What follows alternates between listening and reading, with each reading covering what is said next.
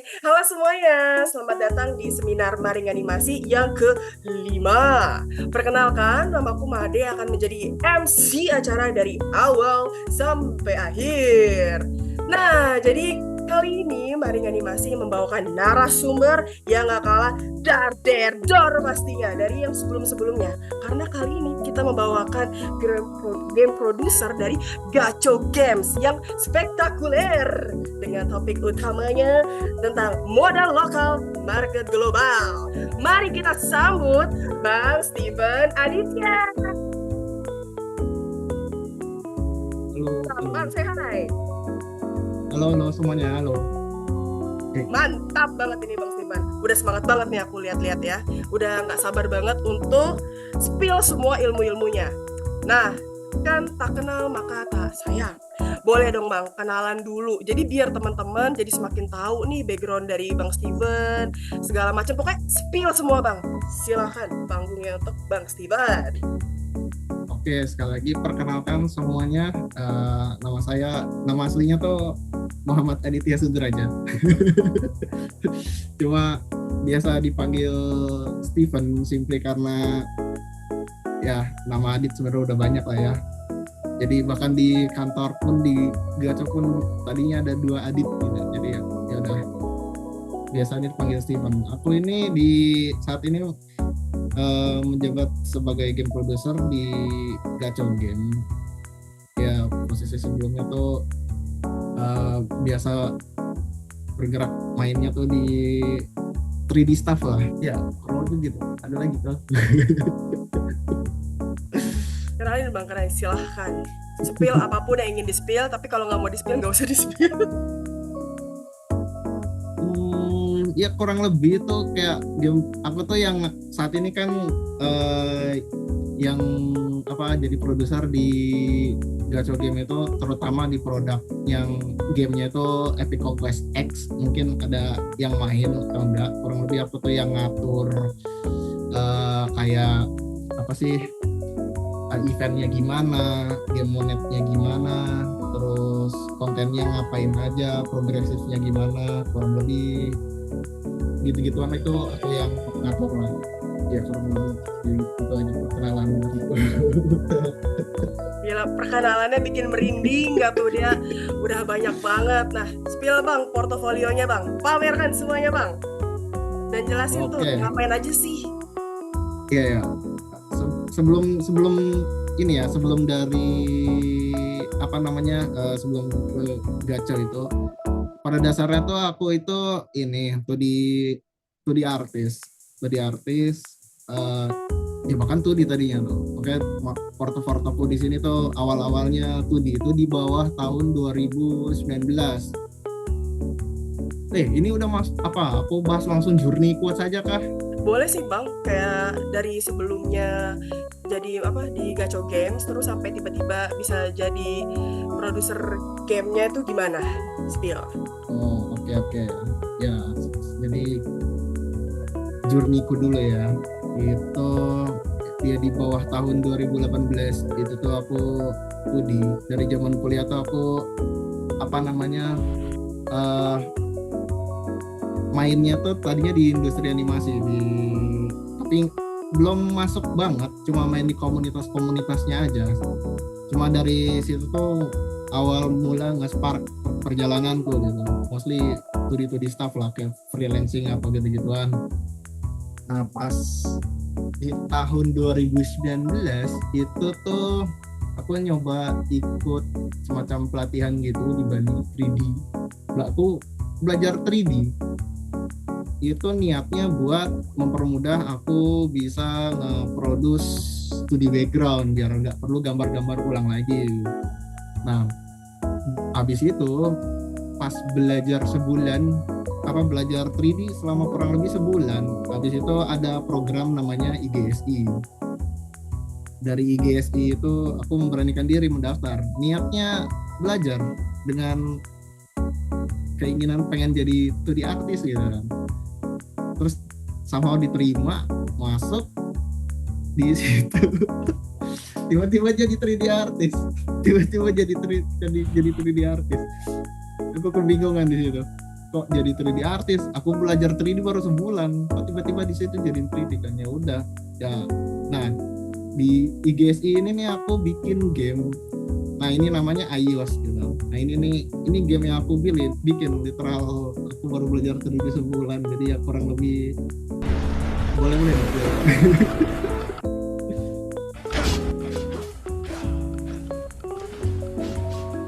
Aduh.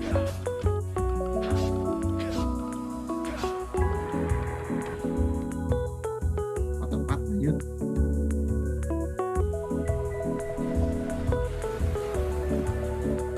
Ya di sini kelihatan nggak kualitinya tuh 3D-nya masih belum gimana banget karena ya aku baru belajar bulan. Di sini aku bener-bener muter otak gimana caranya how to create 3D game gitu kan. Game 3D yang bagus itu kayak gimana, UV mapping yang bagus itu gimana, texturing yang bagus gimana. Itu tuh awal mulanya tuh dari sini karena aku di situ jadi 3D artis sendirian di tim itu. Bener-bener kebingungan kan, kayak pressure banget lah.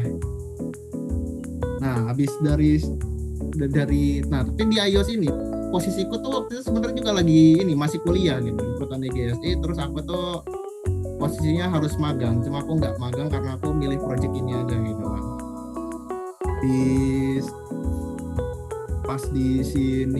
Pas di iOS itu apa namanya kan ada alhamdulillahnya project iOS ini tuh waktu itu dapat nominasi sebagai top game 50 di ASEAN gitu di Malaysia. Waktu itu aku diundang ke Malaysia untuk exhibit game iOS ini, dan dari situ aku mulai belajar tuh kebuka ternyata industri game potensinya lumayan besar nih. Di Indonesia juga masih berkembang, belum terlalu gimana, masih banyak spot-spot di mana kita tuh bisa thriving lah gitu kan. Nah beres dari situ tuh aku bener-bener niat kayak belajar tuh kayak gimana sih pokoknya how to create a game yang bagus itu kayak gimana. Di situ tuh aku beres di iOS ini tuh bener-bener aku belajar banyak hal banget, terutama di bagaimana decision making di timnya gimana, harus berbuat apa gitu kan. Waktu itu iOS itu sempat dapat pendanaan dari Telkom gitu kan, berapa ratus juta gitu kan. Itu pertama kalinya aku megang duit banyak gitu kan, jadinya di situ aku belajar juga kayak impulsive hiring itu kayak gimana, duitnya harus aku gimana kan, cara makainya gimana gitu. Banyak lah dari iOS ini nih. Nextnya itu aku ngerjain project namanya Haystars. Di sini tuh aku sebenarnya support di project di sini tuh aku dipanggil sama pihak IGSI lagi untuk ngebantuin salah satu studio namanya Unix Corp gitu kan. Di sini aku sebagai 3D artist, aku yang nge-provide semua karakter modelingnya, senjatanya, aset-asetnya juga. Itu tuh aku rancang gimana caranya si Haystar ini tuh harus bisa karakter customizable gitu lah. Di sini udah mulai aku terapkan ya apa yang aku pelajari gitu kan. Topologi, terus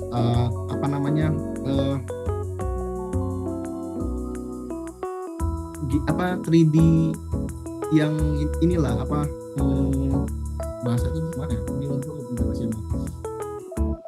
yang ringan gitu kan, yang game ready asset gitu. Mungkin bikin 3D itu gampang, bikin 3D kayak buat di low poly ya, tapi low poly itu kadang tetap kan ada ininya, rignya tuh bisa bukan rig.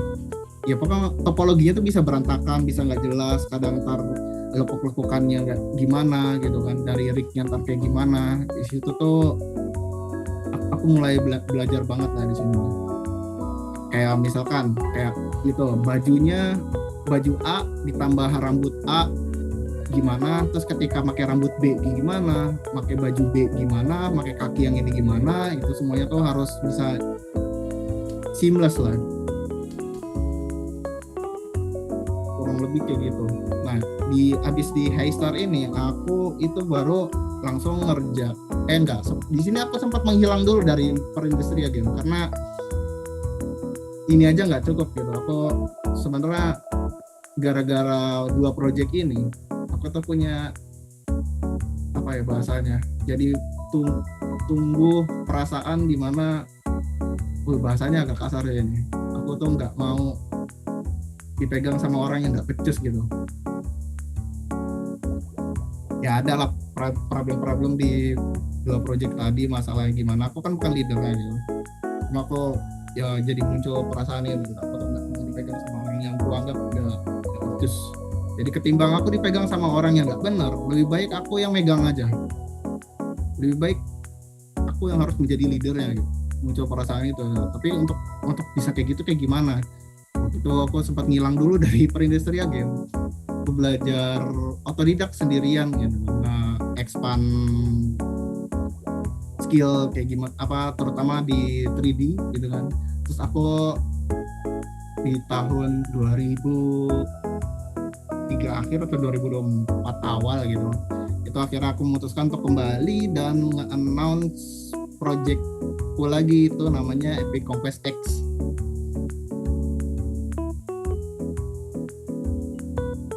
Di Epic Conquest X. Nah di sini tuh aku memutuskan untuk nge-announce I am back mother father ke teman-teman industri game yang lain.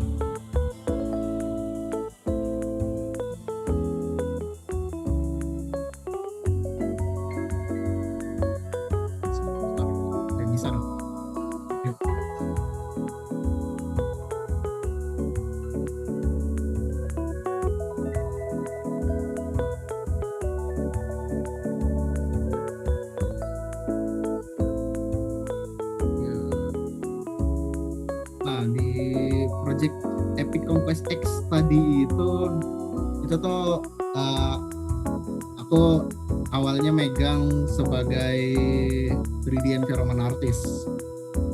Aku yang bikin map-mapnya, desainnya kayak gimana gitu kan. Desain enggak. Jadi awal aku join di Gacho Game itu, aku kan 3D environment artist. Nah, tapi perasaan hal-hal yang tadi itu mulai ke bawah juga gitu. Soal aku di mana nggak mau dipegang orang yang nggak ini. Waktu itu tuh kan di studio itu kan pasti ada kolaborasi lah ya dengan divisi-divisi lain gitu. Kolaborasi sama, kalau 3D environment artist itu pertama kan pasti aku butuh konsep. Dan kebetulan di kantor tuh ada konsep artis gitu kan. Nah waktu itu tuh ya pokoknya dari konsep artisnya kayak gimana, desainnya seperti apa, gimana aku arahin. Ya kalau dia bagus ya oke, kalau nggak bagus ya aku arahin gitu, buat gimana caranya konsep environment itu harus bisa bercerita lah. Environment yang bagus itu buat aku tuh konsep yang walaupun cuma gambar tapi itu ada ceritanya gitu. Kayak misalkan mungkin kalian pernah kayak main game-game apa gitu, lagi jalan-jalan ngeliat sesuatu, apa tuh, ada patung kan, kalian deketin, terus kadang bertanya-tanya kayak, ini patungnya dulunya gimana nih. Kalau misalkan areanya kayak terbengkalai gitu kan, ada purba apa gimana, itu tuh desain yang membuat player tuh atau bertanya-tanya, ini dulunya gimana, ini gimana, bikin penasaran lah. Itu sebuah environment yang menurutku menarik gitu kan. Di Ecek ini aku mencoba menerapkan hal itu. Ecek ini kan project ketiganya dari Gacha Game gitu kan, lanjutan dari Epic Conquest 1 sama Epic Conquest kedua gitu kan. Jadi aku revolve around world-nya si Epic Conquest ini buat nge-create environment ini. Dulunya gimana, sekarang kayak gimana, apa hal-hal nostalgia seperti apa yang aku harus present ke player-player Epic Conquest sebelumnya. Itu tuh semuanya dimasukkan ke sini gitu. Di sini tuh aku bikin environment-nya itu ada startnya tuh itu dari goa. Bikin goa, desain batunya gimana, build, terus desa. Ya ini mah literal semua sih, semua yang kalian lihat di situ mostly itu bikinanku gitu.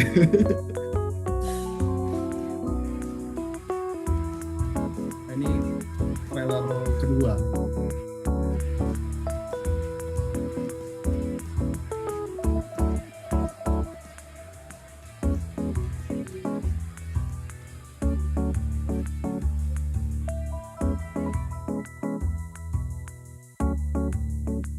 Iya, udah lebih seperti itu.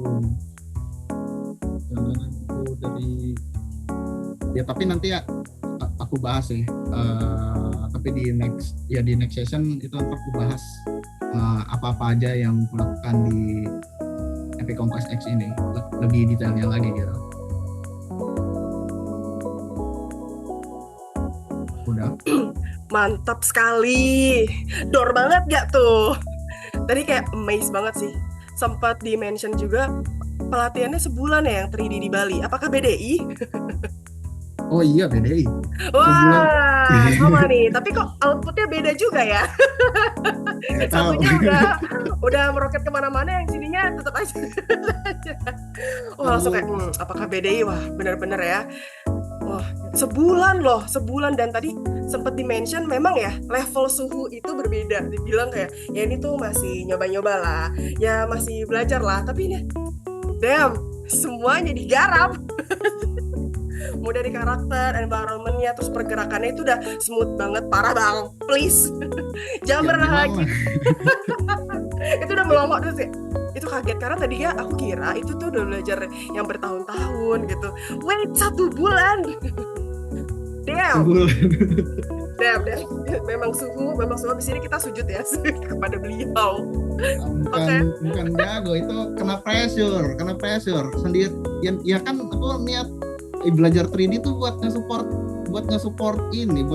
2D gitu kan niatnya pengen aku pengen jadi background artist nih gimana nih, terus tapi kan gambar background terus-terusan capek juga ya, terus belajar 3D tuh mungkin bisa buat ngebantu mempermudah gitu kan bikin aset-aset rumahnya. Itu belajar 3D. Terus di sana tuh ketemu ada announcement lah, kita akan mengadakan program inkubasi buat game developer gitu. Terus aku perorangan, aku nggak punya tim, aku nggak punya apa. Aku nanya, boleh daftar gak? Boleh, tapi aku maunya jadi 2D artis. Iya nggak apa-apa, daftar aja gitu kan. Dan lokasinya di Bandung, kebetulan juga waktu itu kuliah di Bandung kan. Oh ya, waktu itu kuliahku tuh di Antapani lah. Terus ya pokoknya dekat lah sama lokasinya BDP gitu, Bandung Digital Valley. Terus pas dateng niat kok diasain jadi 3D artis gitu, padahal baru sebulan belajar gimana caranya coba jadi 3D artis ya. Terus ya udahlah, nggak apa-apa jadi 3D artis ya, mungkin di timnya ada yang lain, aku bisa belajar lah, bertanya-tanya gitu. Wah katanya sendirian juga, holy shit. Sendirian juga 3D artis sendirian gitu kan. Lihat tim-tim lain pada 2D ada sih 3D-nya lu udah kebingungan, aduh ini gimana reading parah itu kan. Malah banyak, jujur di situ tuh sempat terjadi kayak salah sangka atau apa, nggak tahu nama yang sama atau gimana. Jadi pas pertama datang gitu kan, kenalan sama panitia itunya, kenalan, kenalin kak, aku namanya ya Muhammad Aditya gini. Terus panitia reaksinya, ini yang jago banget itu ya. Apa nih aku bingung. Bukan saya. Oh iya ini. Aduh, di situ mulai terjadi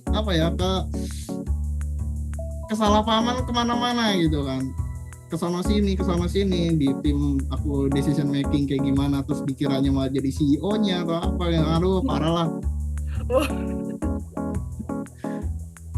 bener-bener sepuh banget ya, unexpected kayak hah. Tapi gokil sih, gokil banget ceritanya karena aku juga sebelum tahu tadi Bang Steven ngejelasin itu tuh kayak oh ya emang pengennya belajar ke 3D segala, terus pas ceritain enggak nih tiba-tiba dari 2D kok ke 3D gitu. Terus tapi Yes. tetap orang tuh biasanya kalau beda jalur ya udah cabut kan, ini tetap dilanjutin aja gitu, ya udahlah kalau udah di 3D gaspol aja lah. Katanya bener di sini katanya oh bakatnya. Damn. Somehow kenapa tiba-tiba jadi 3D artis aku juga nggak tahu coy, kenapa ya. Dari sepuh itu yang berkata seperti gue juga nggak tahu cuy ini kenapa tiba-tiba aja gitu. Dari sepuh tuh kayak gitu, jadi take note ya. Jadi next nanti kalau kalian terkenal segala macam bilang gue juga nggak tahu ini tiba-tiba, bukan karena pengen belajar tapi kayak nggak tahu tiba-tiba aja. Iseng, the power of iseng. Jadi aduh, ini kan tadi yang aku lihat juga sempat awalnya jadi 2D artis sama jadi habis itu jadi 3D kan. Nah, jadi keterusan. Nah, aku jadi kepo gimana caranya Kak Steve itu handle tantangan secara personal dan profesional. Tadi kan sempat ada ke highlight dikit ya, sempat hilang tuh. Selama berapa lama? Apakah itu salah satu cara untuk mengatasi tantangan tersebut atau ada tips-tips gitu? Oh ya iya, pas dari project-project tadi kan ya namanya baru belajar awal gitu kan, terus kan pasti muncul pertanyaan-pertanyaan banget pas nyoba di game. Aku masih mau, maksudnya aku nggak nyerah gitu, aku masih pengen di industri game, tapi kan aku harus upgrade. Tapi awalnya idealismenya dulu gitu, kayak sebagai kreator ya artis manapun itu, mungkin di sini juga banyak artis pasti kan apa ya, kayak punya question bertanya-tanya, kayak misalkan melihat sesuatu bikin, ada ini nih, bisa ngelihat game apa ini bagus nih, bikinnya gimana ya, ini bikinnya gimana ya, ya pokoknya dari question seperti itulah. Ya ini gimana sih cara bikinnya, ini gimana sih cara bikinnya, itu tuh yang ngedriving banget aku buat bisa belajar banyak gitu. Memang dari situ tuh loh, kalau kalian nggak punya question kayak seperti tadi, justru aku pertanyakan lu pada ngapain ya kalau cuma itu doang. Yang namanya belajar kan pengen bisa sesuatu gitu. Dan itu kan waktu itu tahun 2020 ya. Terus ngelihat aku ini sebenarnya ini suka main game Zelda gitu, Zelda series seperti itu bang. Aku yang ngedriving tuh, gue pengen banget nih bikin game kayak Zelda ini nih, pengen banget kayak gimana ya cara bikinnya gitu kan. Tapi kan bikin sendirian nggak bisa gitu. Mungkin dari environment-nya dulu lah, bikin yang paling bisa aku handle gitu kan. Aku cuma bisa bikin 3D doang waktu itu, 3D-nya gimana, ini gimana. Belajar lah itu buat nge-achieve looks yang bisa seperti ini tuh kayak gimana sih gitu kan. Waktu itu masih di Blender doang dulu, aku pakai Blender ya, kerjaan 3D. Blender belajar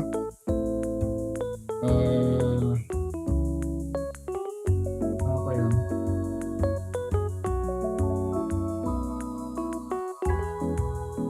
oh iya waktu itu juga ada ini sih, dari pas tahun 2020 itu kan melihat game-game kayak Genshin Impact juga ya.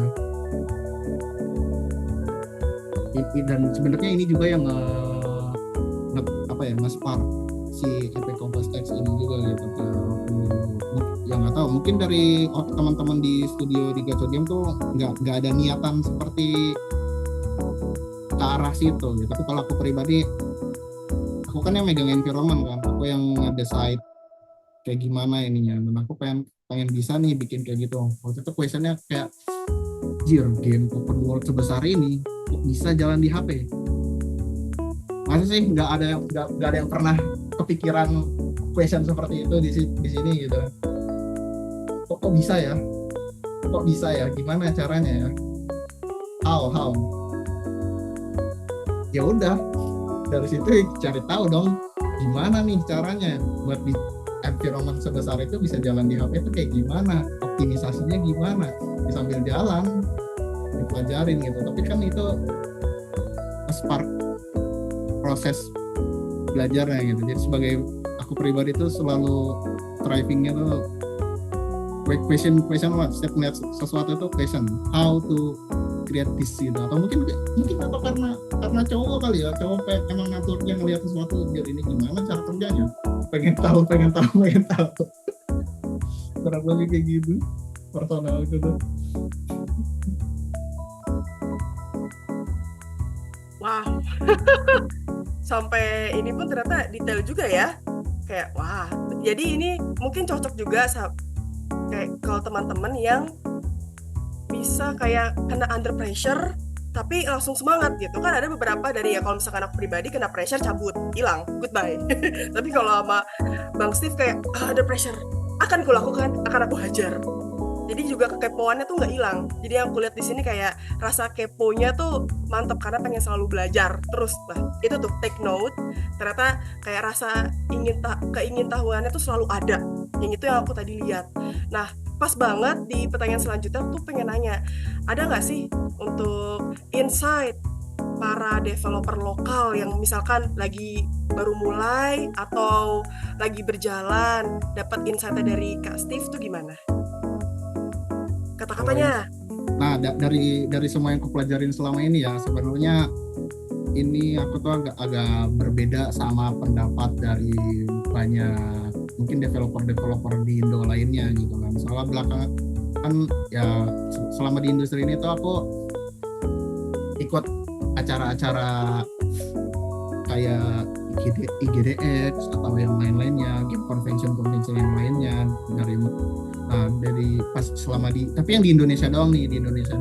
Terus aku ngeliat nih kayak kok semuanya bahasnya bisnis ya, dikit-dikit bahasnya bisnis, dikit-dikit bisnis development, bisnis gitu. Teknikalnya mana? Kok nggak ada yang bahas teknikal gitu kan?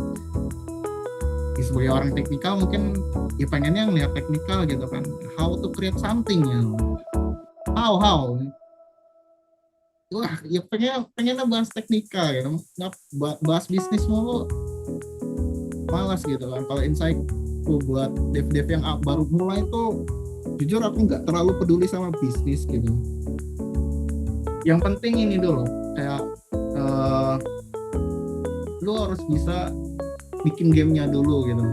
Bikin game yang bagus itu kayak gimana? Bisa bikin game dulu lah intinya, baru ngurusin bisnis gitu. Selama lu belum bisa bikin game yang bagus, ngapain ngurusin bisnis ya? Mungkin gimana? Manage relasi tahu penting gitu kan buat bisnis studio itu enggak. Bahkan ini questionnya tuh jadinya tergantung kayak lu tuh state-nya dari mana nih. Kalau beneran baru mulai banget, bahkan belum ada studio atau gimana, baru mulai nge-spark gimana, mending lu gak usah mikirin bisnis, sumpah gak usah mikirin bisnis. Lu bikin aja game apa yang lu suka, gue mau bikin game kayak gini nih, ya udah lu bikin gitu aja dulu, gak usah mikirin kayak ini ntar monetnya gimana, penjualannya ini gimana. Lu bikin dulu apa yang lu suka. Kalau lu bikin yang lu nggak lu suka, lu bakal setengah-setengah gitu. Bahkan misalkan lu udah baru awal-awal terus lu udah ngurusin bisnis studionya gimana gitu-gituan, gak bakal fokus lu, game lu ntar gak bakal bagus. Mending lu fokus ke teknikal lu dulu banget gitu. Lu bikin game yang bagus baru lu ngurusin bisnis. Tapi kalau memang lu desperate nih kayak, tapi gue nggak punya pendapatan nih, gue pendapatannya harus dari sini. Lu kalau bener-bener lu udah harus kayak gitu banget, ya udah itu mah terpaksa lu cari funding gitu kan. Funding kayak lu bikin prototype dulu, prototype gamenya buat funding ke investor kayak gitu. Pitching lu ikut acara kayak IGDX tadi itu kan ada pitching ke investor, lu bisa cari dari situ. Walaupun sebenarnya gue nggak bakal encourage hal itu gitu. Kalau bisa sih lu bener-bener start dari how lu bisa bikin gamenya dulu gitu, bener-bener bikin gamenya bagus. Terus ketimbang lu bikin studio sendiri dulu, mending kalau gue lebih nge-encourage lu join studio di mana dulu, lu belajar dari situ, lu belajar gitu, manage tim yang bener tuh gimana, itunya gimana, lu lihat para orang-orang ini gimana, baru lu bisa coba dengan studio lu sendiri gitu. Jadi orang ini kayak gitu sih, gue gak terlalu into bisnis karena gue orangnya teknikal juga nih, lebih suka bahas-bahas teknikal ketimbang bisnis. Ya soalnya gimana ya,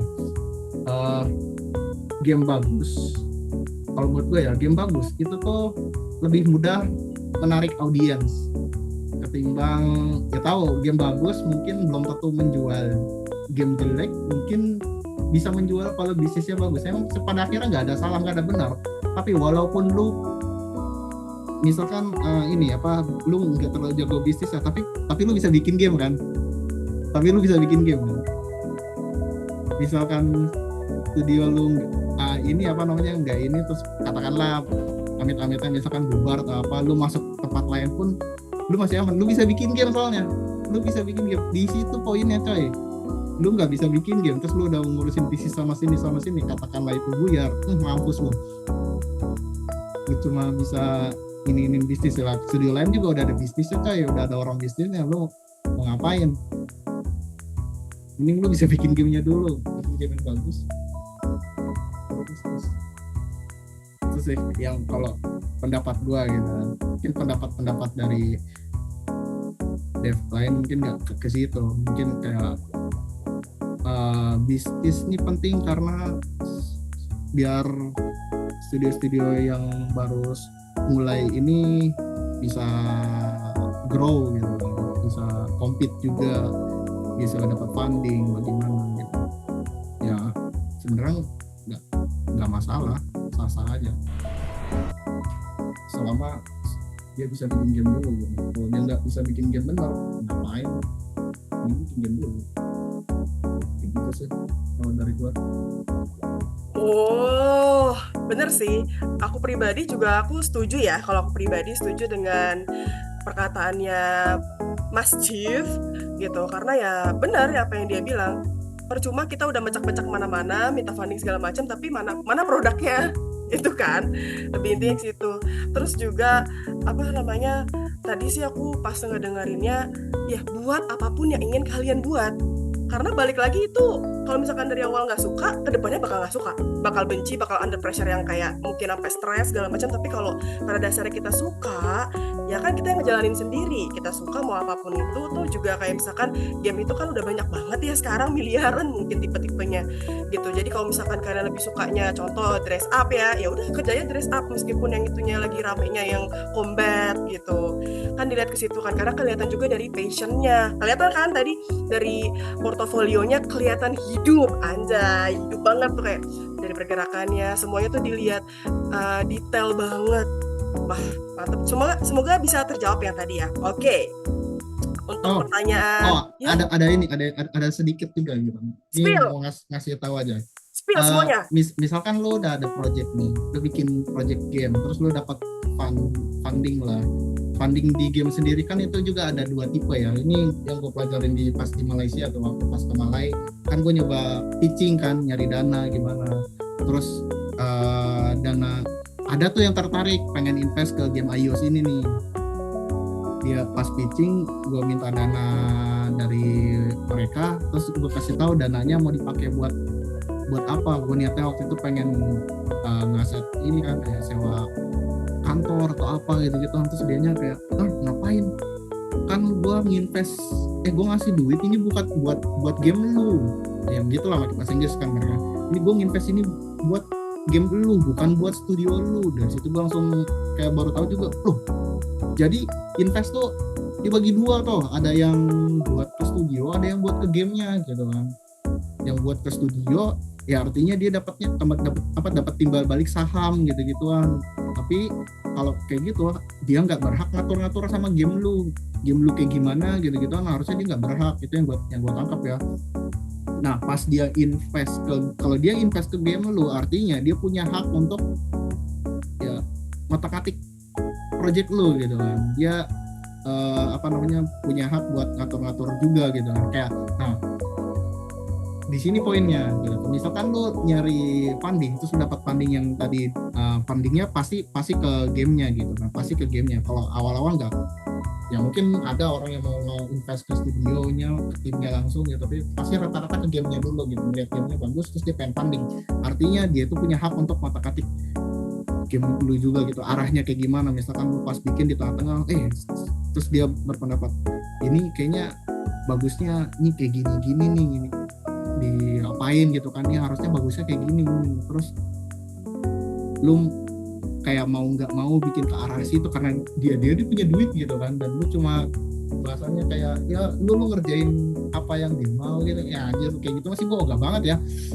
Ya karena pernah ada di situasi kayak gitu kayak kita bikin game apa, terus pendapat ini harusnya gini yang bagus gini, yang bagus itu kayak pas di iOS stop itu. Terus leadku itu kayak oh iya coba ya kita gini kita kerjakan ya. Kalau aku pribadi pas dengar itu kayak lo kok gitu sih, kan ini game kita, game kita yang tahu game ini, kita yang tahu game ini mau buat ke arah kemana. Ya dia tahu, kita tahu dia bisnis gitu, tapi kan pada dasarnya soulnya itu kan karya kita gitu. Kenapa harus ini banget ya? Kalau gue sih jatuhnya gue orang yang nggak mau di arah-arahin, maksudnya diganggu gitu. Apa yang gue mau bikin ya lebih baik kolaborasi gitu daripada ketimpa apa ya. Pada akhirnya kan lu adalah orang yang tahu dengan apa yang lu kerjakan gitu. Di situ sih poin gue kalau misalkan soal pendanaan tadi. Kalau lu nggak kenapa-napa disuruh diganti-ganti gitu, jadi diubek-ubek lah project lu. Kalau lu nggak ngerasa kayak gitu, investasi makanya dah. Kalau gue sih nggak mau. Baru tahu dari Mas Steve juga. Oh ternyata berbeda ya, satunya untuk yang studionya, satunya membuat game. Oke, menarik banget. Untung aja kasih tahu, kalau nggak tuh nggak ada. Itu juga tuh. Anjir, itu gue malu banget sih pasti soalnya sih, karena gue baru tahu di situ kayak anjir, gue langsung bener-bener malu gue di situ. Anjir lah, gue baru tahu coy, ternyata kayak gitu ya. Invest ke jadi game tuh ada yang ke projectnya, ada yang ke produknya. Kalau produknya gimana kirain satu gitu, dan gue dengan lantangnya bilang duitnya pengen dipakai buat ya kantor lah atau apa gitu, terus dia marah gitu. Malu sih. Tapi gak apa-apa sih, justru itu. Lupa gue kasih tahu biar gak merasakan hal itu. Jadi semua malu ditanggung suhu, karena dia smoothie gak apa-apa. Jadi kita yang belum suhu jangan coba-coba. Jadi kita udah tahu nih semuanya. Terima kasih suhu. Agar kita tidak malu. Udah ditampung. Oke, ini mantap banget ya. Oke, untuk kita mempercepat waktu juga karena banyak banget yang mau dibahas juga kan. Jadi biar nanti teman-teman kebagian juga buat pertanyaan. Pasti banyak nih kalian ya. Awas nih nanya. Nah, sekarang kita pengen bahas tentang yang kita ke arah ke gacho games dan filosofi produksinya gitu. Jadi mungkin Pak Steve juga bisa bahas misalkan dari yang tim kecil tapi juga budget realistis, terus ngebahas kayak fokus gameplay, combat feel progression, mungkin juga pipeline yang sederhana, terus tips-tipsnya tuh gimana gitu kan. Spill semuanya di gacho games. Oke. Sebenarnya gue nggak yakin ini bisa mungkin bisa, tapi mostly kalau tim jadi gini, bakal jadi ada dua hal gitu. Pertama, timnya itu lu udah proper atau belum. Kalau gue startnya dari situ dulu. Kalau ngomongin dari gacho game sendiri, gacho ini sebenarnya agak anomali loh. Agak anomali nih ini studio tuh. Kita tuh nggak punya game designer. Kita beneran nggak ada game designer sama sekali di gacho game. Ya mungkin ya bisa dibilang semua orang di gacho game itu pada akhirnya menjadi desainer game itu sendiri. Itu kalau di gacho ya. Karena pada dasarnya ya hal-hal yang kayak tadi gitu, kayak gue sendiri nih, gue pengen bikin apa, gue bikin kayak gini gimana bikinnya gitu kan. Sama member gak gue doang, member lain juga sama, 3D artisnya juga gitu kan. Oh dia pengen belajar ini nih apa bikin 3D-nya humanoid yang bener kayak gimana nih, anime-anime ya, anime-anime humanoid bukan yang chibi gitu kan, riggingnya ini ya gimana, shadernya gimana bikin. Terus si programmernya pengen kayak pengen apa, combatnya kayak gimana, ini gimana bikin. Gua pengen environment ini gimana bikin. Artis 2D-nya juga mau style 2D-nya kayak gimana ini bikin. Beneran nggak ini banget. Terus pada akhirnya terus kita satuin gitu. Dan to be honest ini agak risky gitu. Ini bahasanya NSFW, not safe for work. Gak bagus gitu. Kalau yang proper kan sebenarnya ada arahannya gitu. Biasanya kan ada yang namanya GDD ya, game design dokumen. Itu desainnya gimana dari awal sampai akhir, dia semua orang produknya itu satu arah lah, satu pipeline gimana, nggak berantakan dan nggak keluar dari scope yang dibikin gitu. Kadang kalau kita tambahin ini gamenya malah tambah besar, tambah luas lagi gitu kan, malah jadi lama-lama bikin game yang nggak bisa dihandle sendiri. Nah di sini yang gawat. Kalau misalkan jadi startnya itu juga itu kalau bisa nge-start proyek yang kalian yakin timnya ini bisa handle gitu. Jangan misalkan cuma berdua, aku pengen bikin game kayak Blue Archive, mati, nggak bisa. Ya kalau yakin sih ya bisa, ya mungkin bisa gitu kan, ya silahkan aja, cuma siap-siap aja gitu dengan stresnya kayak gimana gitu. Mending tahu capability timnya gitu kan, timnya gimana, ya bikinnya segitu, nggak usah aneh-aneh. Pengen bikin kayak Genshin, mati, nggak akan gue encourage. Iya silakan bikin, kalian keren. Enggak, bodoh, mati. Ini bikin yang bisa dulu. Bener di Gachapon ya ada momen-momen skopnya kegedean gitu kan. Nah, di sini nih hal-hal yang jeleknya di Gacha tuh di situ. Cuma bagusnya ya kita di semua di sini jatuhnya, gue berani bilang jatuhnya paling banyak berkembang karena di sini semuanya belajar. Pada dasarnya Project Epic Conquest X ini kan pembelajaran dari setiap member-membernya gitu. Upgrade parah sih orang-orangnya dari sebelum ada proyek ini proyek udah bener-bener gado. Lu mau bikin apa taruh, lu mau bikin apa taruh gitu kan.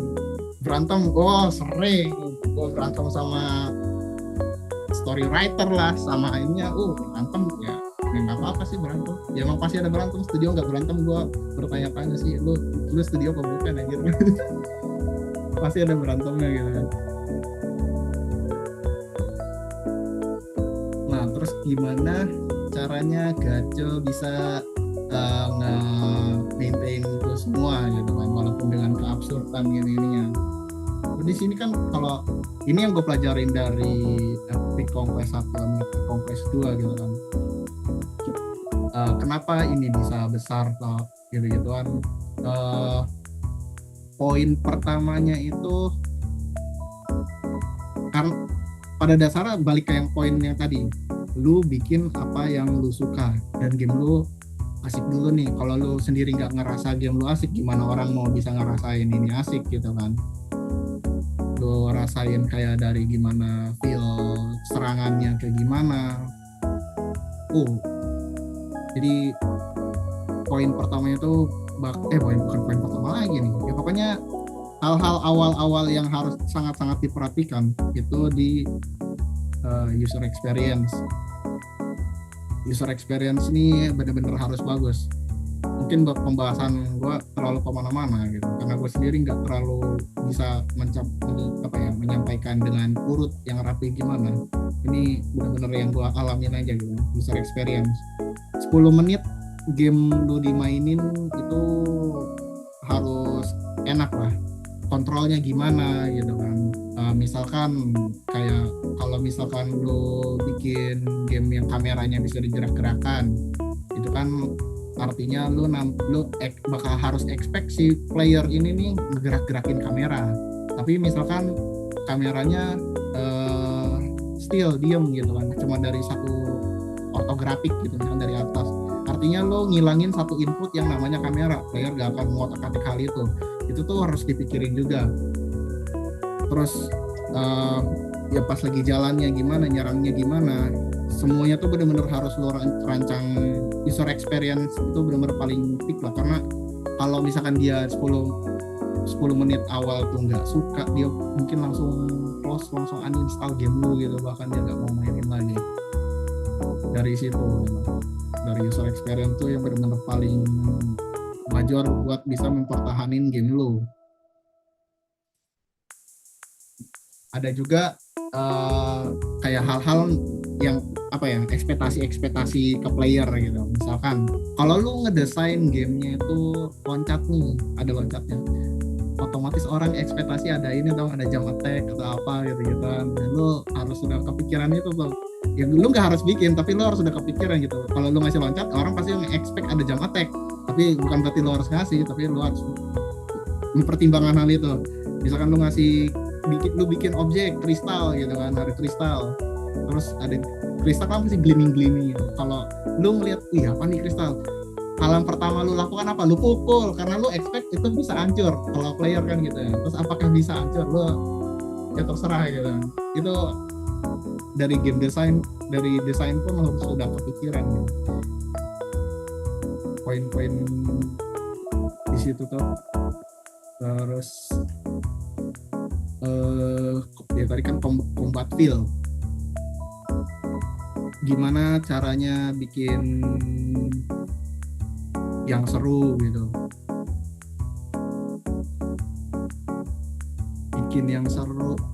sebenarnya ini tuh jatuhnya sense sih. Gue sendiri nggak terlalu bisa bilang gimana cara bikinnya combat yang bagus itu, karena ini pada dasarnya sense. Kayak simpelnya itu serangan pertama itu biasanya kan pasti karakter tuh akan maju gitu kan, walaupun dia diem, tapi biasanya serangan awal buat musuh tuh ada bantuan di mana si player tuh agak maju, nggak diem di tempat. Kalau diem di tempat ya nggak jelas, malah jadi kayak still kok nggak kena, ya nggak enak. Kalau itu biasanya maju, nah itu jatuhnya sense juga. Terus kayak ini enaknya nih, oh ya, poinnya lagi pas bikin combat yang bagus itu, yang gue pelajari selama ini, lu nggak harus bikin animasi yang keren. Animasi lu jelek juga biarin aja, lu bisa ditutupin sama VFX yang keren, dan itu bagus. Tinggal sense lu aja yang lu mainin gitu. Oh pas lagi gerak kayak gimana, kayaknya di sini enak nih dikasih VFX apa di sini, terus dikasih cam shake yang kayak gimana, feel serangannya tuh di serangan yang ini enaknya berat atau yang ringan atau gimana gitu kan. Dari situ tuh udah bikin sebuah kepuasan yang asik gitu. Kalau dan ini jatuhnya jam terbang, semakin sering lu bikin gitu, lu bakal tahu gimana yang asik gitu. Ya mungkin awal-awal lu bikin kayak wah jelek nih, ya biarin aja, lu latihan aja terus bikin combat yang asik gimana, lihat preferensi dengan combat asik, ntar lama-lama dapet. Itu poin dari combat, karena ini jatuhnya sense. Kalau dibilang kayak gimana bikin bagus ya nggak tahu, soalnya kasusnya beda-beda, banyak. Di apa ya,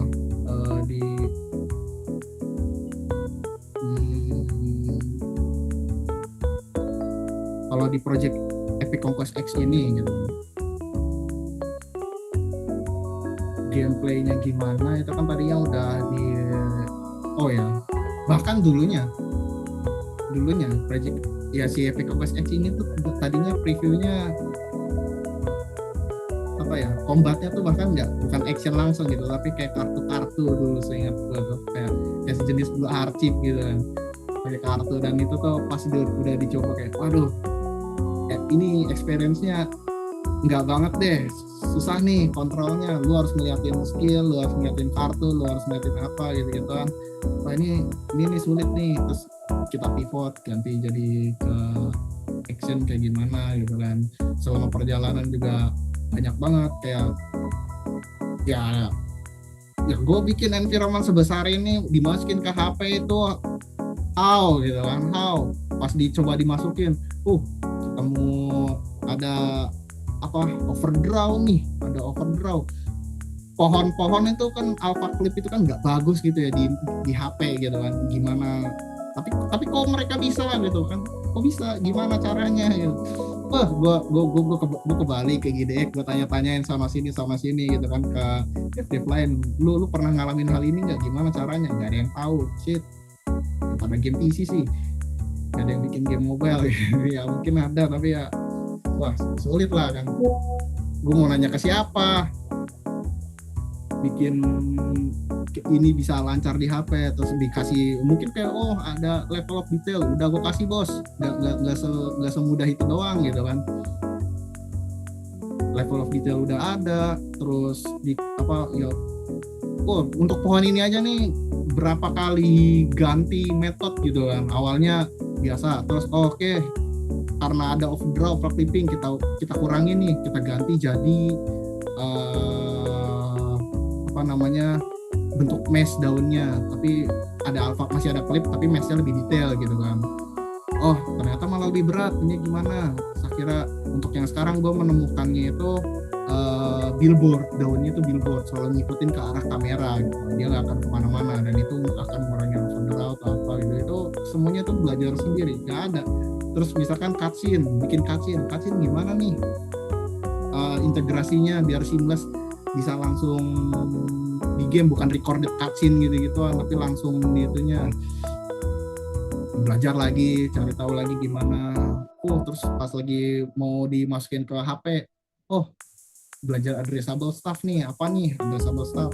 Kalau lo download game biasanya cuma 40 MB, terus di dalamnya ada download lagi. Nah, itu addressable. Apa tuh yang harus lo taruhin di situ? Gimana ya? Servernya kayak gimana? Servernya bengkak nih. Waktu itu pas lagi cek itu, awal gue nyoba playtesting ke publik itu tuh gue buka di Play Store kan, gue batasin 8.000 orang karena gue pengen ngetes dulu biaya server berapa. Sialan, seminggu langsung habis penuh. Terus orang-orang luar, gue bukannya Indo only kan, orang-orang luar pada pakai VPN, pengen main, pengen apa gitu kan, masuk. Terus ada yang download lewat APK Pur lah atau apa, server gue jebol kan, biayanya berat gitu kan ya, karena addressable-nya ini tadinya hal yang gue download di Play Store-nya kecil, terus di dalamnya lama-lama downloadnya gede gitu kan. Ya itu yang lu bayar di server gitu kan.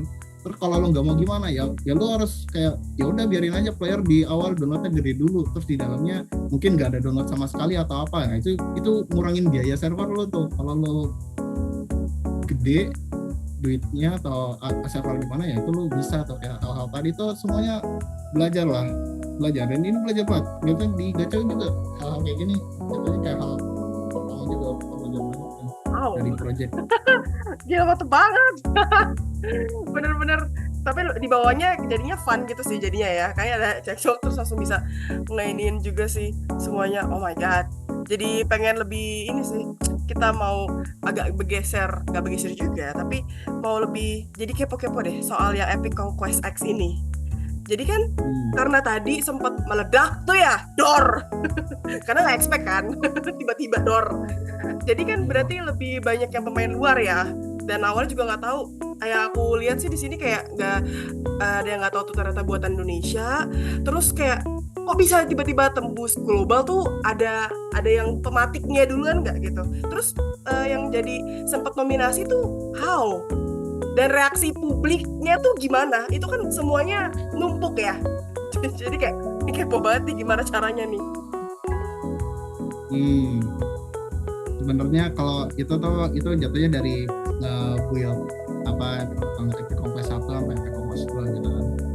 Jadi progresnya itu pas lagi awalnya ya tadi Gacha itu kan berdiri, yang pertamanya ya cuma tadi Epic Quest X. Pas bikin Epic Quest X ini kita tuh nggak nyari duit, nggak nyari funding atau gimana gitu gituan. Kita bikin game yang ya yang lu suka aja. Oh, gue mau bikin game RPG nih, terus gue nggak suka banyak game sekarang nih banyak yaping nih, gamenya terlalu yaping ya. Lu bikin game-game yang obrolan itu kayak komik gitu kan, langsung to the point lah, nggak banyak novelty sana sini gitu kan.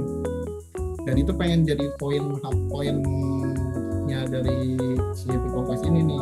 Oh, combatnya pengen kayak gini, terus kita bikin sparknya dari situ, dari hal yang lu suka dan lu suka gitu, bukan disuruh orang atau apa itu.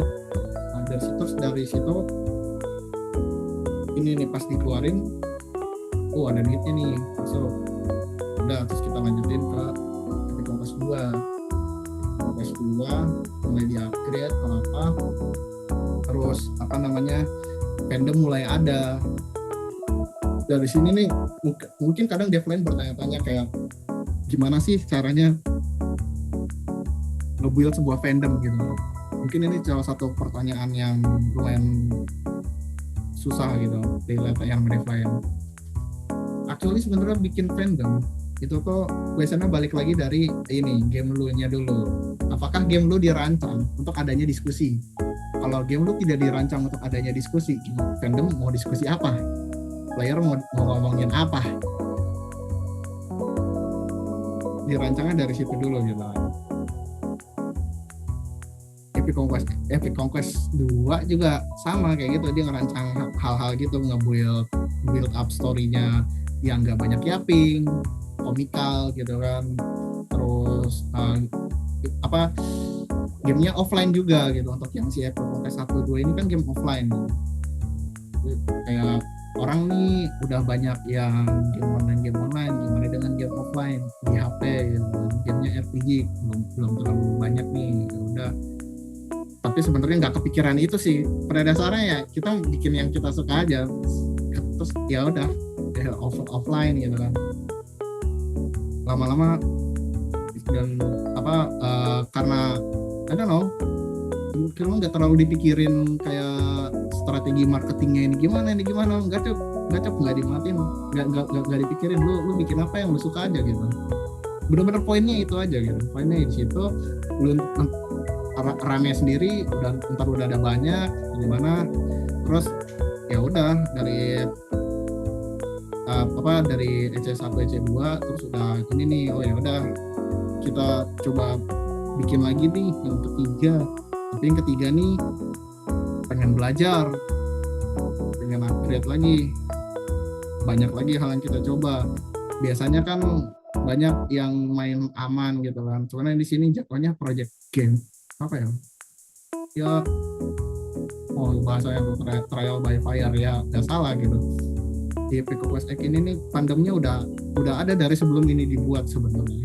Ya dari fandom Epic Quest itu kan dibangun dari 1-2, ini kan yang ketiga, jatuhnya ya fandomnya udah ada, makanya ramenya itu kan di Brazil, di Filipina, ya di Spain gitu kan, di Discordnya juga ramenya di sana gitu. Yang Epic Quest X ini nih kayak, kita pengen nyoba nih expand, gimana nih nembus pasar Jepang tuh kayak gimana gitu. Dan yang ini masih kita coba gitu sampai sekarang. Orang-orang luar juga ya karena mereka udah ngikutin progres kita dari awal gitu kan, dari C1, C2, C3. Ini kelihatan perkembangan kita tuh kayak gimana. Nggak cuma dari bikin game doang yang upgrade, bahkan dari kita nge-handle orang juga upgrade dong. Kayak gimana sih cara nge-hiring orang yang benar gitu kan, nambahin team member yang benar tuh kayak gimana. Nge-handle pas lagi project cuma 2 orang, 5 orang, 10 orang, 20 orang, itu kan manajemennya pasti upgrade juga tuh, berubah-berubah. Dan dasarnya sih dari situ. Pas G2G kemarin sih yang award itu sebenarnya kita apa ya, di gacha itu orangnya pada jarang turun gunung karena kebanyakan nggak terlalu peduli sama bisnisnya gitu.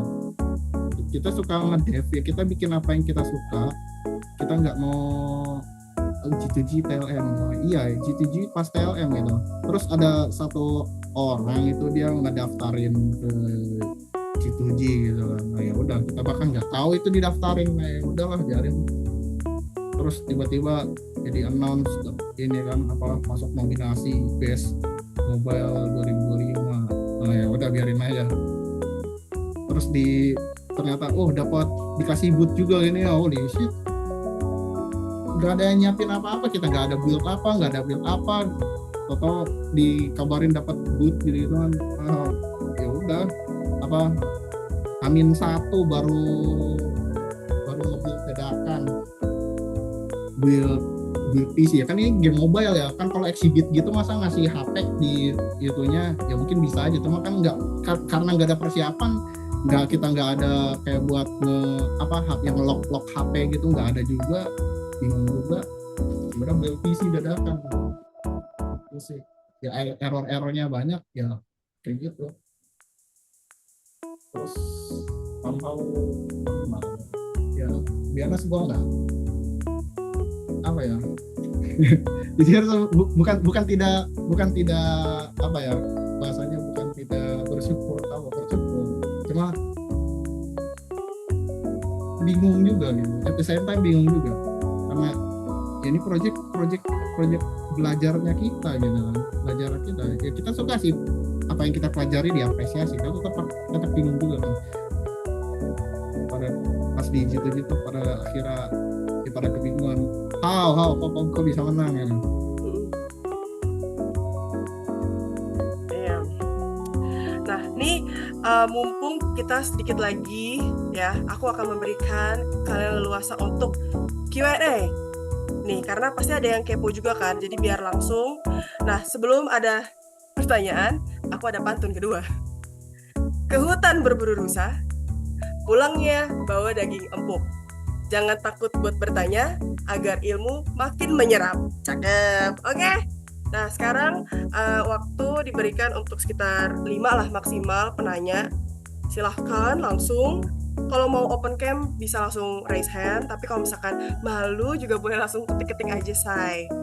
Oke, jadi biar siapa tahu ada agenda setelah ini. Dan jangan kemana-mana ya di sini. Kita ada sesi foto dulu, oke? Biar kalian terpampang. Apakah ada yang mau raise hand? Oh tuh ada banyak yang raise hand. Boleh deh dari Kak Natasha dulu. Kak Natasha NS, boleh open cam, open mic ya. Silahkan waktu dan tempat dipersilahkan sayang. Selamat siang Kak.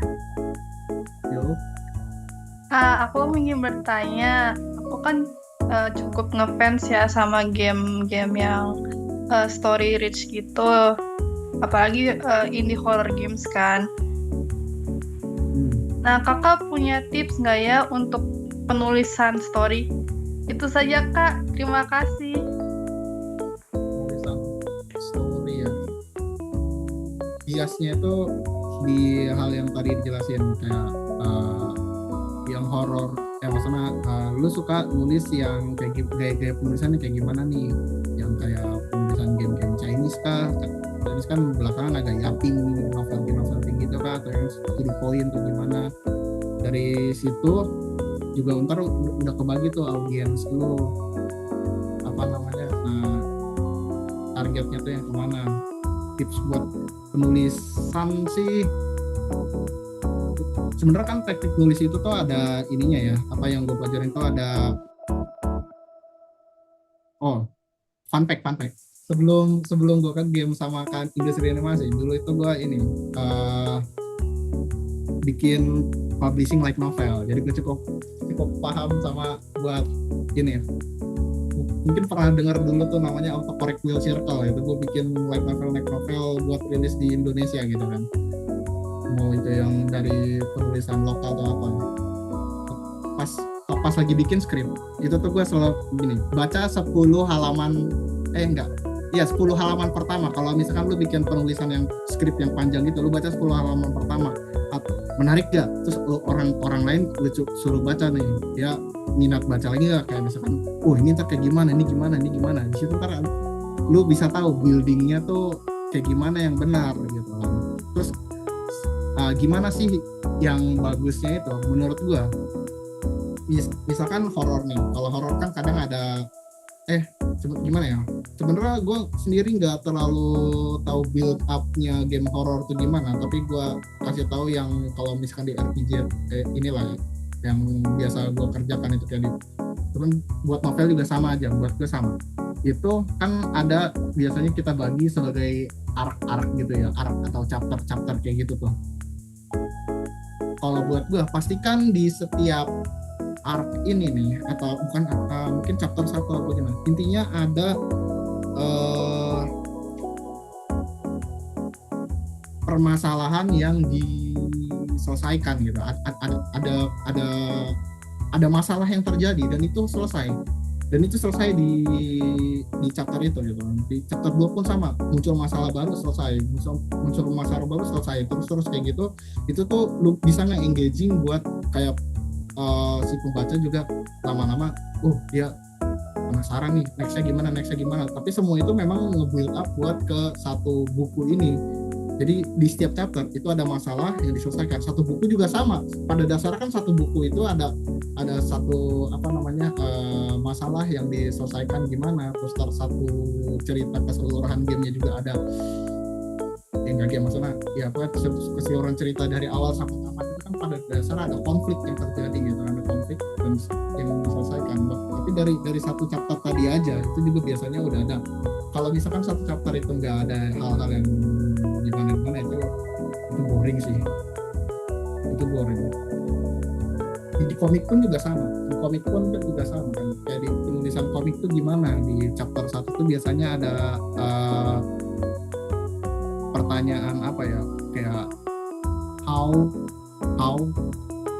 what gitu, apa yang terjadi di chapter ini, terus siapa fokusnya gitu kan, terus kalau when nggak terlalu kan ya ceritanya di situ, jadi when nggak terlalu, tapi what, who, sama how gitu kan, gimana si cerita itu konklusinya gimana dan what's next-nya gitu. What's next-nya di situ juga bisa ya. Untuk tulisan sebenarnya memang horor gua nggak terlalu tahu biar ini gimana, tapi selama lu bisa bikin pembaca suka dengan apa yang lu tulis, mungkin nggak bertele-tele gitu, bikin bertanya-tanya, lu jangan terlalu impulsif untuk menjelaskan sesuatu. Mungkin ada bagusnya. Beberapa tuh kadang dibikin jadi ambigu aja, jadi bikin question. Bikin question itu juga ada suatu hal yang bagus juga. Dan itu yang bikin nge-spark gimana terjadi diskusi juga di fandom atau apa kayak DP Kompas tadi, semuanya itu pasti dari awal itu nggak mungkin lu beberin semua gitu kan. Lu bisa biarin aja, ya lu aja yang tahu gitu kan, biarin aja player kayak bingung, ini apa, terus bikin adanya teori crafting lah, ini ntar pasti begini, ini pasti begini, itu semua bisa lu kendalikan, bukan kayak mana nih kok nggak ada yang diskusi tentang apa yang gua tulis ya lu membiarkan adanya diskusi, nggak semuanya pada dari situ sih menurut saya gitu. Mantap kata Kak Natasha, semoga terjawab ya.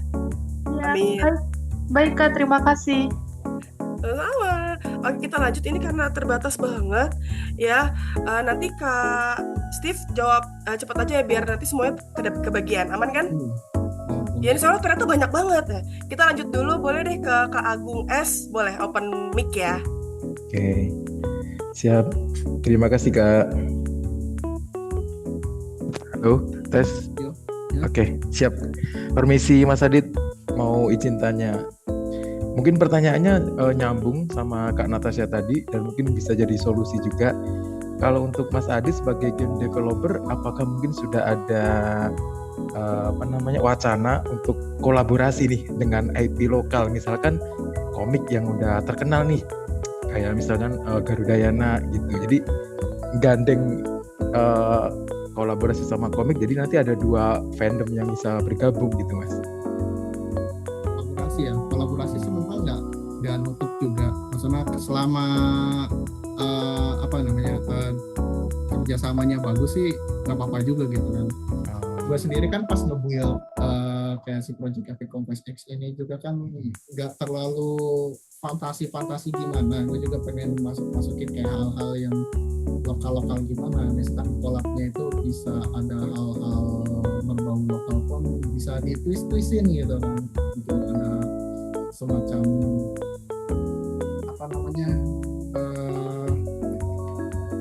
misalkan hal-hal yang kayak berbau Indonesia gitu pas lagi jalan di sebuah gang. Biasanya di game-game lain tuh kalau misalkan belum rilis ditutup sesuatu gitu kan, ditutupin kayak pokoknya Anda nggak bisa lewat situ gitu kan. Tapi gimana sih biasanya berbau Indonesia, ya udah tutupin, di situ ada kondangan, ada orang nikahan gitu kan.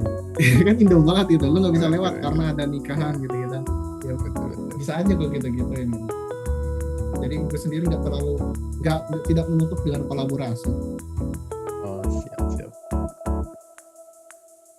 Semoga terjawab ya. Kak Agung sudah terjawab kah? Siap, sudah Kak, terima kasih. Mantap. Oke, kita lanjut langsung ke Mas Zafir. Silahkan open cam, open ya mic juga. Halo, apakah sudah terdengar? Sudah. Halo, selamat siang Mas Steven. Saya Zafir ingin bertanya, apakah solo developing di Indonesia membuat game itu visible sebagai karir ya? Soalnya mungkin saya pribadi ingin menjadi solo developer. Saya ingin memprogramming sendiri, membuat gambar sendiri, dan bikin game sendiri. Tapi mungkin bagian musik dan beberapa part minta tolong orang lain dengan cara seperti di Fiverr gitu ya. Bagaimana pendapat Mas Adit dalam? Oh, bisa banget. Ini sesuatu buat gue ya, bikin game itu gampang, nggak susah gitu. Sendirian berdua juga itu bisa banget gitu kan. Lu tinggal ini dulu kayak questionnya tuh lu bisa apaan aja nih.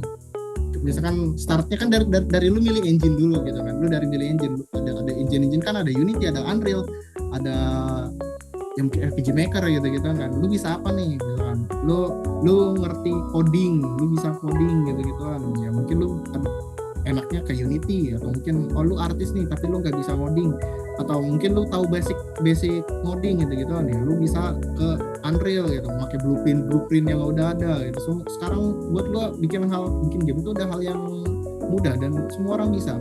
Atau mungkin bahkan lu nggak bisa semua nih, lu nggak bisa bikin lu nggak ngerti ngoding lo, tetap bisa bikin game. Ada kayak tadi RPG Maker, ada Bakin nama engine-nya gitu kan, Smile Game Builder, itu lu bisa banget.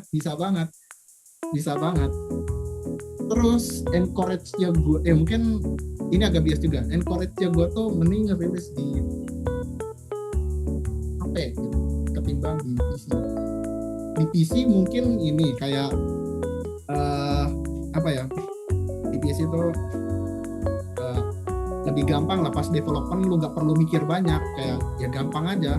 Kayak tadi kan lu nggak kena masalah apa itu overdraw atau apa gitu kan, semuanya gampang di PC. Udah dead brain blind gitu, rilis udah kelar. Tapi buat gua marketnya mobile itu lebih besar.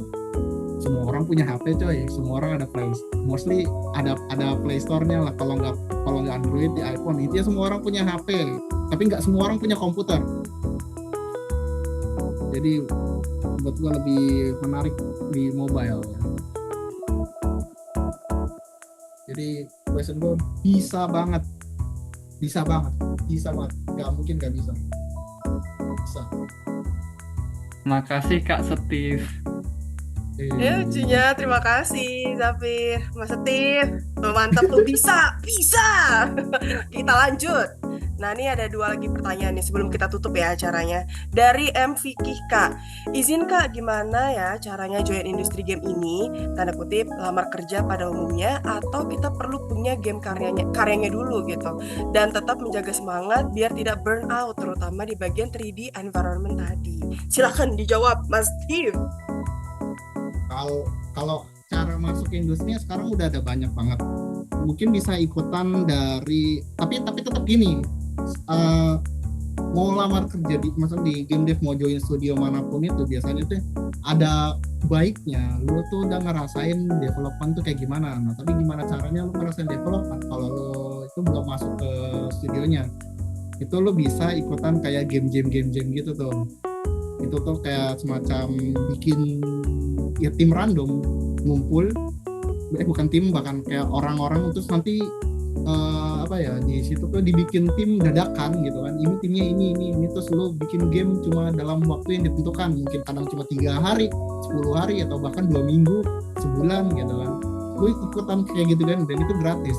Di Indo tuh banyak banget lo bisa cari informasi soal game-game di Indonesia atau mungkin game-game internasional. Intinya encourage-nya gue tuh lo rasain dulu gimana sih development itu, dan itu tuh gak perlu ya di game-game ini lu tuh gak bakal kena pressure hal-hal yang kayak tadi, karena ini di game-game itu mostly ya lu belajar dan lu have fun gitu.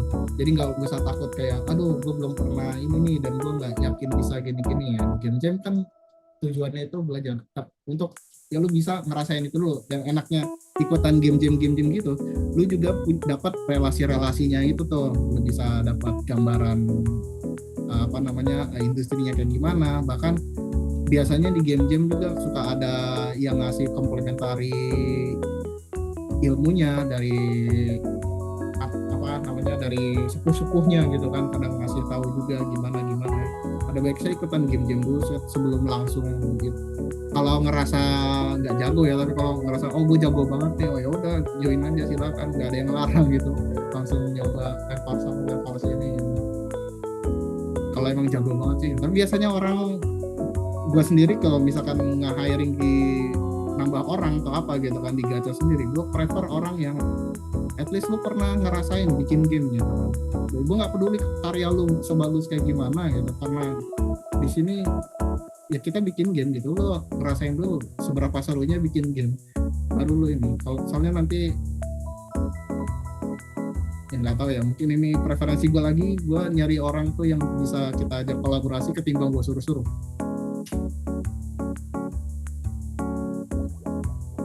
Mantap. Apakah terjawab, Mas Vicky? Jawabnya banyak. Nah, kalau terjawab nanti kita sekarang langsung balik ke lanjutnya. Kak Mei Mustaqim. Untuk modeling karakter sama environment itu dibuat pakai Blender, Bang. Sama kayak untuk nyari investor funding itu di mana ya, Bang? Apakah dari komunitas? Mantep nih. Kalau modeling itu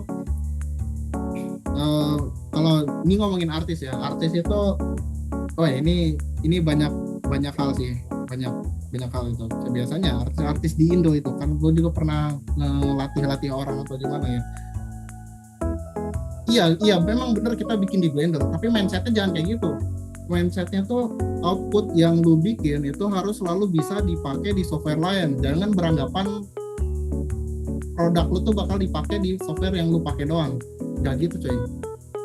Dan ini yang bikin banyak, ya gue notice hal ini banyak dari selama gue ngajarin mahasiswa atau apa gitu kan. Mereka selalu terlalu fokus bikin model bagus di Blender, looknya keren gimana, ininya bagus banget lah, renderan gimana, lu keluarin coba, lu masukin software lain, hancur, terus bingung, ini kenapa ya bang, kok bisa gini, pukul lu.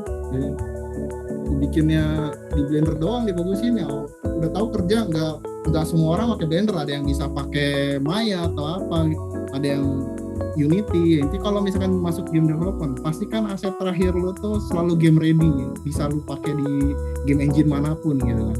Jangan terlalu fokus kayak ini. Tapi untuk gue sendiri, gue pakai Blender dan gue finishing di Unity.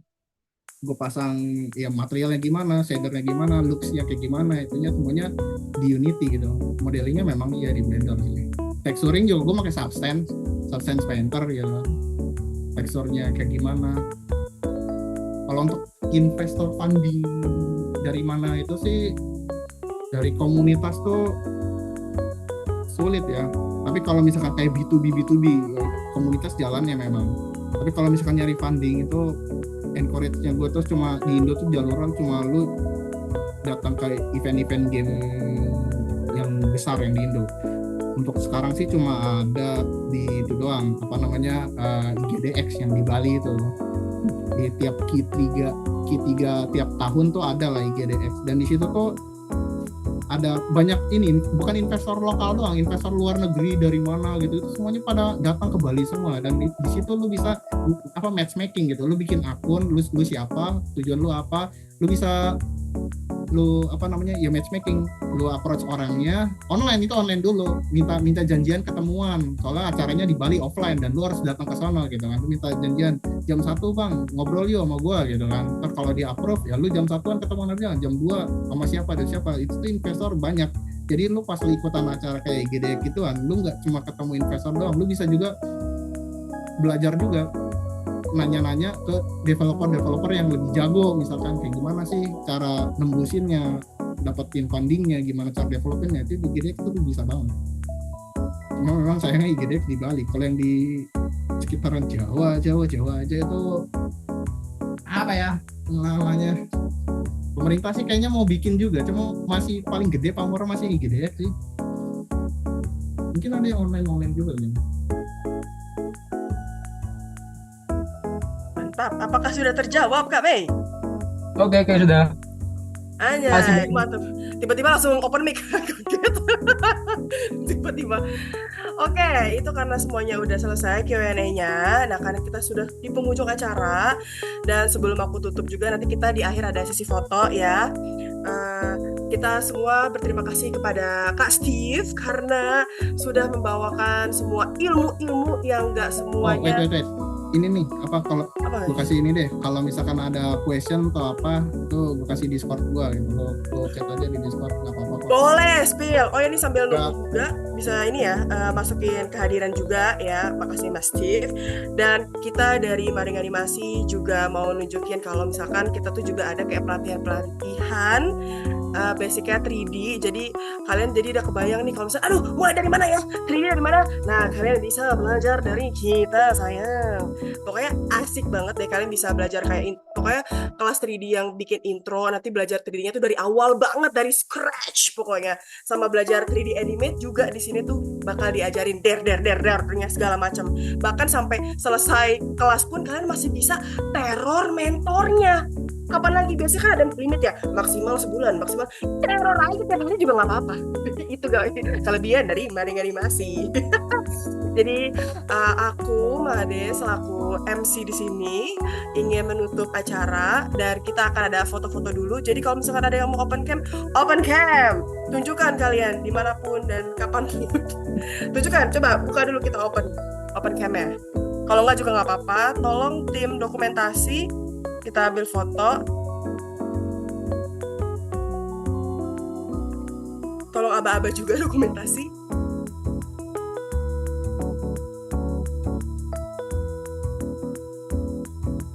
Oke, wait ya semuanya. Boleh ini tolong dong hostnya share screen-nya dimatiin dulu biar bisa difoto.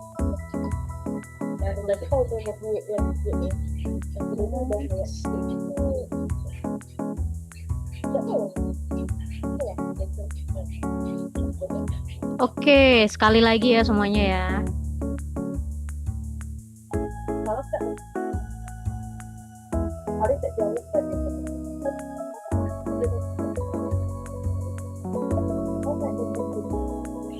Oke, sudah dipoto semuanya. Nanti bakal kita posting di sosial medianya Maring Animasi. Boleh dari Kak Made lanjut lagi. Oke, pokoknya untuk terakhir, terima kasih banyak kalian sudah meluangkan waktu untuk mengexpand ilmu ini, oke? Nah, serapin, dan kalau misalkan kayak nanti kalian, aduh tadi apa ya, Kak Steve ngomong apa?